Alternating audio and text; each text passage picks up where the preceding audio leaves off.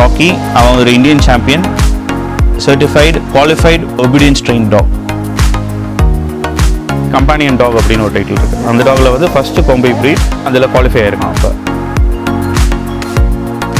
அவன் வந்து நிறைய ஷோஸ் வின் பண்ணியிருக்கான். ப்ளஸ் இண்டிஜினஸ் ப்ரீட்ஸ் இந்த மாதிரியும் பண்ணும் அப்படின்றதுக்கு ஒரு எக்ஸாம்பிளாக அவன் ஒரு முன்னோடியாக இருந்துட்டு இருக்கான். என் பேர் Sam, I am from Madurai. நான் நேட்டிவ் ப்ரீடில் பார்த்தீங்கன்னா கோம்பைன்ற ப்ரீடை வந்து நான் ப்ரிசர்வ் பண்ணணும்னு பார்த்துட்ருக்கேன். ஏன் பண்ணணும் அப்படின்னு பார்த்தா, இது நம்ம ரீஜியனோட ப்ரீடு. இந்தியாவில் நிறைய இண்டிஜினஸ் ப்ரீட்ஸ் இருக்குது. ஸோ பர்டிகுலராக தமிழ்நாட்டில் இந்த ரீஜியனில் இருந்து உருவான ப்ரீடு தான் கோம்பை ப்ரீடு. இது நேச்சுரல் ப்ரீடு, எந்த மேன்மேட் ப்ரீடும் கிடையாது.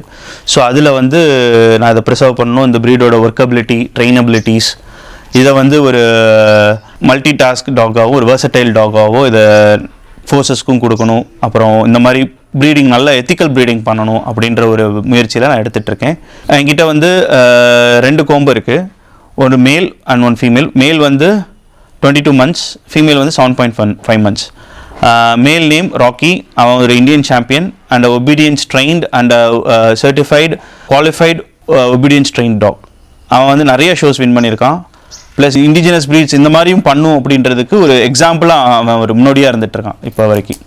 ஸோ அதனால் I'm being a very proud pet parent of Rocky. இப்போ ராக்கி வந்து சாம்பியன் ஆன பிறகு ஒபீடியன்ஸ் ட்ரெயின் பண்ணிகிட்ருக்கோம். ஒபீடியன்ஸ் ட்ரெயினில் first dog to qualify in C7 companion டாக்னு ஒரு டைட்டில் கொடுப்பாங்க. நம்மளுக்கு எப்படி இந்தியன் சாம்பியன்ற டைட்டில் மாதிரி கம்பானியன் டாக் அப்படின்னு ஒரு டைட்டில் இருக்குது. அந்த டாகில் வந்து ஃபஸ்ட்டு கொம்பை ப்ரீட் வந்து அதில் குவாலிஃபை ஆகிருக்கான். அப்போ ஸோ அதில் வந்து ஃபினிஷ் பண்ணணும். ப்ளஸ் ஒபீடியன்ஸும் பண்ணிகிட்ருக்கோம். என்னோட ஓன் இன்ட்ரெஸ்ட்டில் நான் இவனை வந்து ஒரு டிடெக்ஷன் ஒர்க்குக்கும் பேட்ரோலிங் ஒர்க்குக்கும் நான் ட்ரெயின் பண்ணணுன்னு இருக்கேன். மோஸ்ட்லி நம்மளோட ஃபோர்ஸஸில் வந்து foreign breeds like German shepherd, அப்புறம் லேபர்டார்ஸ், வேறு டாபர்மேன்ஸ், அந்த மாதிரி மாலினாய்ஸ், இந்த மாதிரி டாக்ஸ் தான் வச்சுருக்காங்க நம்ம ஃபோர்ஸஸில். இந்தியன் ப்ரீட்ஸ்னு பார்த்தீங்கன்னா கவர்மெண்ட் வந்து ஒரு பகர்வால் டாக்ஸ், அப்புறம் கேரவன் ஹவுன், முதல் ஹவுன், அப்புறம் நம்ம தமிழ்நாட்டில் பார்த்தீங்கன்னா கோம்பை ப்ரீட்ஸ், இதெல்லாம் வந்து ஃபியூச்சரிஸ்டிக் ப்ரீட்ஸ்ன்றதில் வந்து ஒரு அங்கீகாரம் கிடச்சிருக்கு நம்மளுக்கு. ஸோ இதுகெல்லாம் நம்ம ட்ரெயின் பண்ணுன்றதுக்கு பண்ணோம்னா நம்ம இந்தியன் ஃபோர்ஸஸ்லேயும் இதை இன்க்ளூட் பண்ணுவோம். என்னோட இது வந்து இவங்களும் அவங்களுக்கு ஈக்குவலாக வந்து ஒரு டிடெக்ஷன் ஒர்க்கும் பேட்ரோலிங்கும் பண்ணுவாங்கன்றதில் வந்து நம்ம எக்ஸிபிட் பண்ணணும் அப்படின்றதில் நம்ம ஒரு முயற்சி எடுத்துகிட்ருக்கோம். தமிழ்நாட்டு பாரம்பரிய நாய்களில் ராஜபாளையம், கன்னி போன்ற இனங்கள் இருந்தும் கோம்பை நாய்களை தேர்வு செய்ததற்கான காரணம் என்ன? ஏன் கோம்பையை பர்டிகுலராக சூஸ் பண்ணணும்னு பார்த்தீங்கன்னா, இவங்க வந்து ஒரு வெர்சடைலான ப்ரீட்ஸு. கன்னி, ராஜபாளையம், சிப்பிப்பாரம் இதெல்லாம் பார்த்தீங்கன்னா கொஞ்சம் சைஸ் வைஸ் அவங்க பெருசு. நம்மளுக்கு வந்து ஒரு எஜிலிட்டியாக ஒர்க் பண்ணணும். டாக் வந்து ஒர்க்கிங் ப்ரீடுன்ற கிளாஸிஃபிகேஷன்ஸ்குள்ளே வரணும். டாக் வந்து ஒரு எஜிலிட்டியாக இருக்கணும். ஸோ வந்து ஒரு நடுத்தர ஹைட்டில் இருந்தால் தான் அந்த எஜிலிட்டி ஒர்க் நம்ம கொண்டு வர முடியும் டாக். அதே மாதிரி இவங்களுக்கு வந்து அந்த திறனும் இருக்குது ஒரு வெர்சடைல் ப்ரீட்னால. ஏன்னா நம்ம ஹர்டிங்க்கு யூஸ் பண்ணியிருக்காங்க, கார்டிங்க்கு யூஸ் பண்ணியிருக்காங்க, ப்ரீவியஸாக வந்து வார்ஸில் யூஸ் பண்ணியிருக்காங்க. ஸோ இது வந்து ஒரு வெர்சடைல் ப்ரீடுன்றதுனால இந்த ப்ரீடை வந்து நான் சூஸ் பண்ணேன். இது வந்து இதுக்கு அந்த சென்ட் ஒர்க் இருக்குது அப்படின்றதுலையும் நம்ம பார்க்கலாம். ஒரு நாய்க்கு இந்த தகுதி உள்ளது என்பதை எதை வைத்து நிர்ணயம் செய்கிறீர்கள்? பேசிக்கலாக பார்த்தீங்கன்னா இது வந்து மசில்னு சொல்லுவாங்க, இது ஸ்டாப், இது வந்து ஆக்பிட் சொல்லுவாங்க. ஸோ இந்த இதில் வந்து இதுதான் டாகோட அந்த ரெஸ்பிரேட்டரி, இது வந்து ஆல்ஃபேக்டரி எபித்திலியம் அப்படின்னு ஒன்று சொல்லுவாங்க. ஸோ இந்த ஆல்ஃபேக்டரி எபித்திலியம், இந்த பிரெயின் வந்து ஆல்ஃபேக்டரி பல்ப் அப்படின்னு சொல்லுவாங்க. இதுதான் இந்த டிடெக்ஷன் ஒர்க்குக்கு ஃபுல்லாக பார்த்தீங்கன்னா மேஜராக டாகில் வந்து அந்த டிடெக்ஷன் ஒர்க்குக்கு யூஸ் ஆகிறது. இந்த இந்த இந்த இந்த 2 இது இருக்குது பாருங்கள், இந்த 2 நாஸ்ட்ரில்ஸில் வந்து 2 இருக்குது பார்த்தீங்களா. இந்த 2 இதில் வந்து இது சென்ட் எடுக்கும். ஒரு டாகால் நம்ம மனுஷங்களோட ஒரு 10,000 times to 1 lakh times வரைக்கும் அதோட சென்ட் ஒர்க் எடுக்க முடியும். ஸோ அப்படி எடுக்கிறப்ப இது எடுத்து இந்த ரிசெப்டார்ஸ்ட்டை கொடுத்து இந்த ஆல்ஃபேக்டரி பல்ப் வந்து ரியாக்ட் பண்ணி இதை ஸ்டோர் பண்ணவும் முடியும் உங்களால். ஸோ நம்மளோட இதுக்கு ரொம்ப இது இருக்கிறதுனால அது வந்து சென்ட் ஒர்க்ஸ் பண்ணலாம். ப்ளஸ் இப்போ இந்த இயர்ஸை வச்சு நிறைய இது இருக்குது. இது வந்து ஃப்ளாப்பி இயர்ஸ் சொல்லுவாங்க, சிலது பாயிண்டட் இயர்ஸ்னு பார்த்துருப்பீங்க. இந்த ஃப்ளாப்பி இயர்ஸ் வந்து டிரெக்ஷன் ஒர்க் நிறைய யூஸ் பண்ணுவாங்க. நீங்கள் ஃபார் எக்ஸாம்பிள் பார்த்தீங்கன்னா லேபர்டார் பார்த்தீங்கன்னா ஃப்ளாப்பி இயர்ஸ் இருக்கும், பீகிள்ஸ் பார்த்தீங்கன்னா ஃப்ளாப்பி இயர்ஸ் இருக்கும்.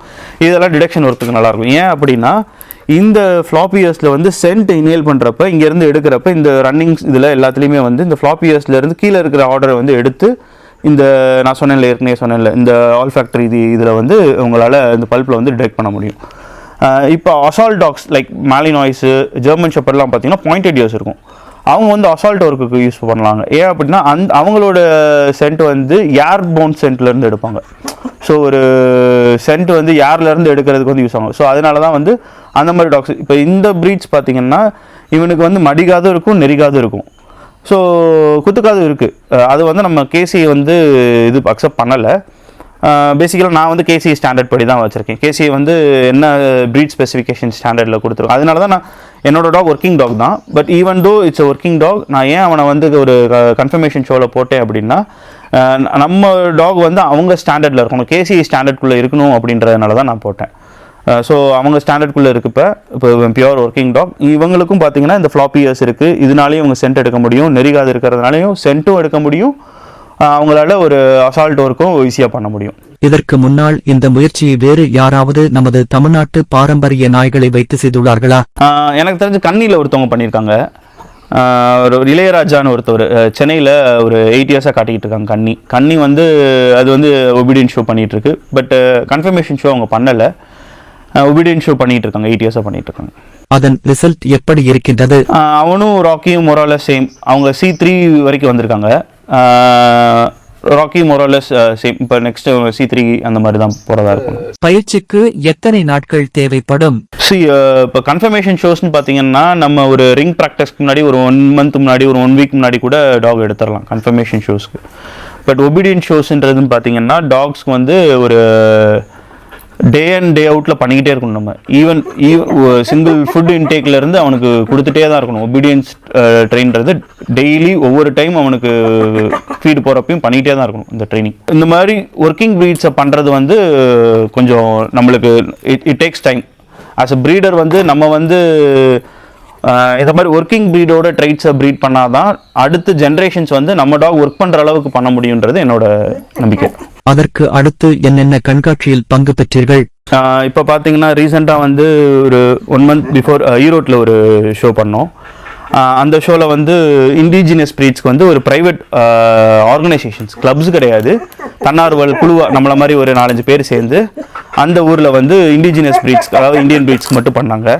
ஸோ அந்த ஷோவில் பார்த்தீங்கன்னா கேஷ் ப்ரைஸ் அவாய்ட் பண்ணியிருந்தாங்க. ஸோ அங்கே பார்த்தீங்கன்னா கேரளாவிலேருந்து ஆந்திராவிலேருந்துலாம் வந்திருந்தாங்க.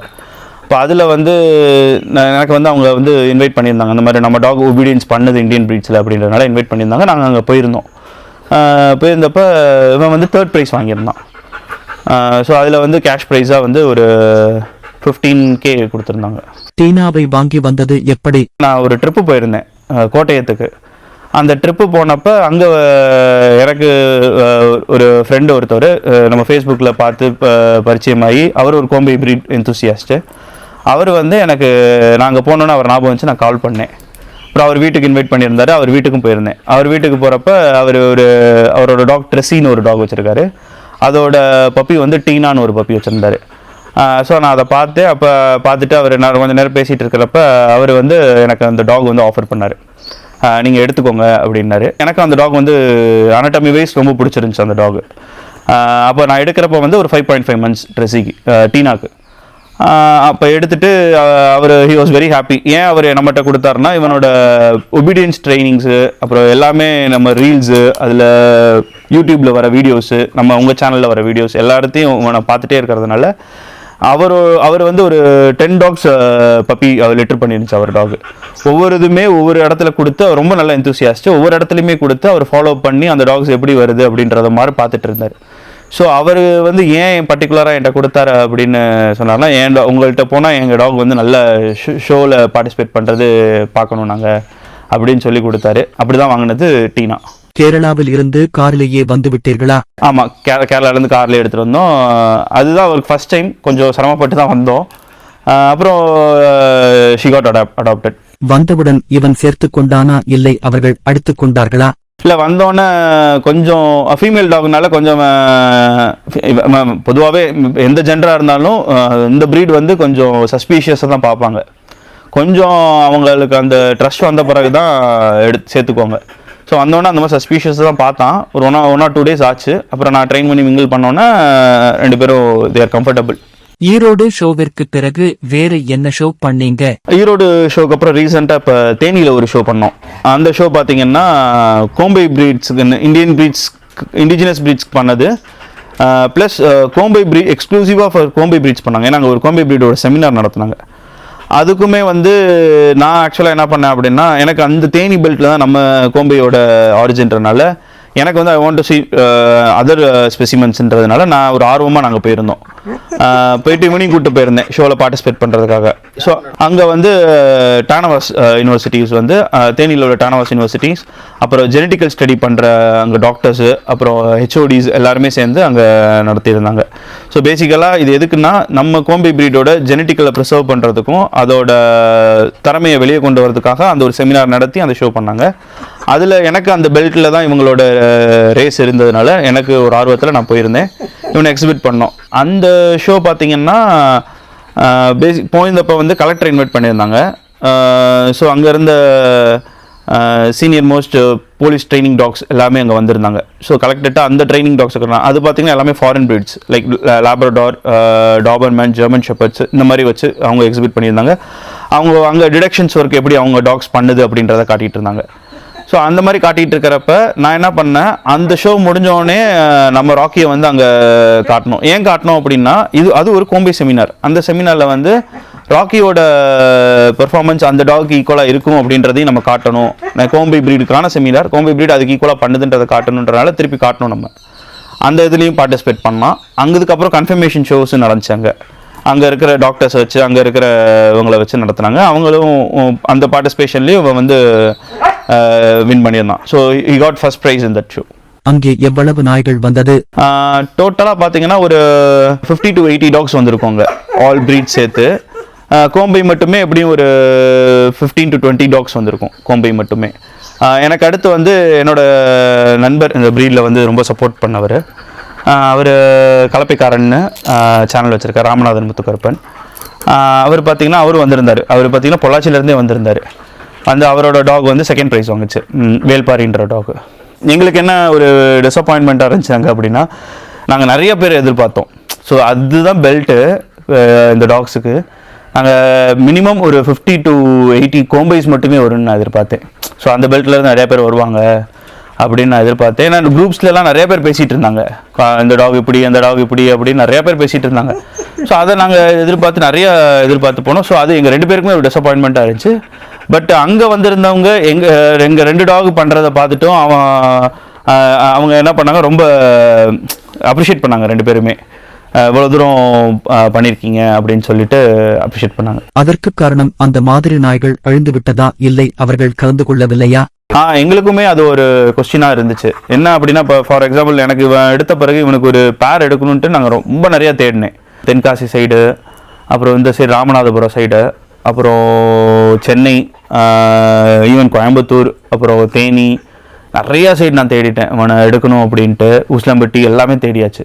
அங்கெல்லாம் எனக்கு இவனுக்குன்னு ஒரு பேர் பார்க்க முடியல. ஏன்னா என்னோட ஸ்பெசிஃபிகேஷன்ஸ் வந்து கொஞ்சம் ரொம்ப டிஃப்ரெண்ட்டாக இருக்கும் ஒரு டாக் எடுக்கிறப்ப.